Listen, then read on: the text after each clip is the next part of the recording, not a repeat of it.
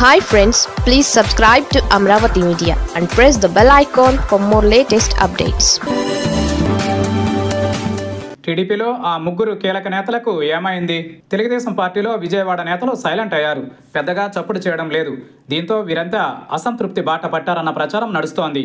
కూటమి అధికారంలోకి వస్తే తమకు పదవులు ఖాయమని వీరు అంచనాలు వేసుకున్నారు. అందుకు తగ్గట్టుగానే అధినేత చంద్రబాబుతో పాటు చిన్న బాస్ లోకేష్ కూడా వీరికి హామీలు ఇచ్చారు. అయితే కూటమి అధికారంలోకి వచ్చి 10 నెలలు అవుతోంది. ఇప్పటి వరకు 2 సార్లు నామినేటెడ్ పోస్టుల జాబితా వచ్చింది. ఒక 8 వరకు ఎమ్మెల్సీ పదవుల భర్తీ జరిగింది. మరోవైపు ఓ 4 రాజ్యసభ సభ్యులు కూడా ఎంపికయ్యారు. కానీ విజయవాడ టీంకు మాత్రం ఎటువంటి ప్రాధాన్యత దక్కలేదు. దీంతో వారు పార్టీకి దూరంగా ఉంటున్నట్లు ప్రచారం సాగుతోంది. ప్రధానంగా మాజీ మంత్రి దేవినేని ఉమ పార్టీకి దూరంగా ఉన్నారు. సమకాలీన అంశాలతో పాటు టీడీపీ విధానాలపై గట్టిగా మాట్లాడేవారు దేవినేని ఉమ. గత 5 ఏళ్లలో వైఎస్ఆర్ కాంగ్రెస్ పార్టీకి గట్టిగానే కౌంటర్ ఇచ్చేవారు. ఎన్నికల ఫలితాల అనంతరం కూడా తరచూ మీడియా ముందుకు వచ్చేవారు. టీడీపీ విధానాలపై మాట్లాడేవారు. వైఎస్ఆర్ కాంగ్రెస్ పార్టీపై విమర్శలు చేసేవారు. వైఎస్ఆర్ కాంగ్రెస్ ప్రభుత్వ హయాంలో జరిగిన వైఫల్యాలను ప్రస్తావించేవారు. అయితే గత కొంతకాలంగా ఆయన కనిపించడం లేదు. కనీసం ఏపీ వైపు రావడం లేదు. టీడీపీ కార్యాలయానికి రావడం మానేశారు. చంద్రబాబు వెంట కూడా కనిపించడం లేదు. మొన్న ఆ మధ్యన పోలవరం ప్రాజెక్టు సందర్శనకు చంద్రబాబు వెళ్ళినప్పుడు కూడా ముఖం చాటేశారు.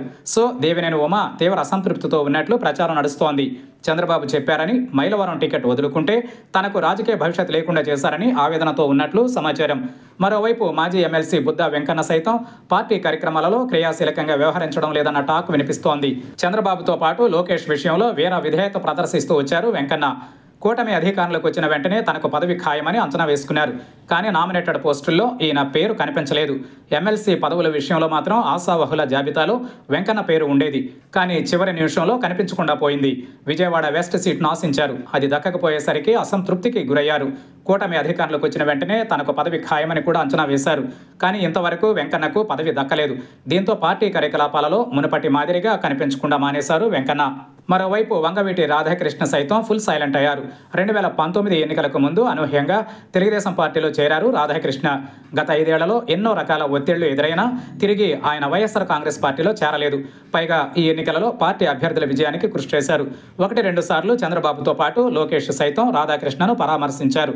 తప్పకుండా పదవి ఇస్తామని చెప్పుకొచ్చారు. మొన్నటి ఎమ్మెల్సీ స్థానాలలో ఒకటి రాధాకృష్ణకు ఖాయమని ప్రచారం సాగింది. కానీ చివరి నిమిషంలో ఆయనకు ఇవ్వలేదు. దీంతో ఆయన తీవ్ర అసంతృప్తికి గురైనట్లు ప్రచారం జరుగుతోంది. తాజాగా సొంతంగా పార్టీ పెడతారని కూడా టాక్ నడుస్తోంది. మొత్తానికైతే విజయవాడలో ఆ ముగ్గురు నేతల సైలెంట్ టీడీపీలో చర్చకు కారణమవుతోంది. మరి వారి విషయంలో టీడీపీ హైకమాండ్ ఆలోచన ఎలా ఉందో తెలియాలి.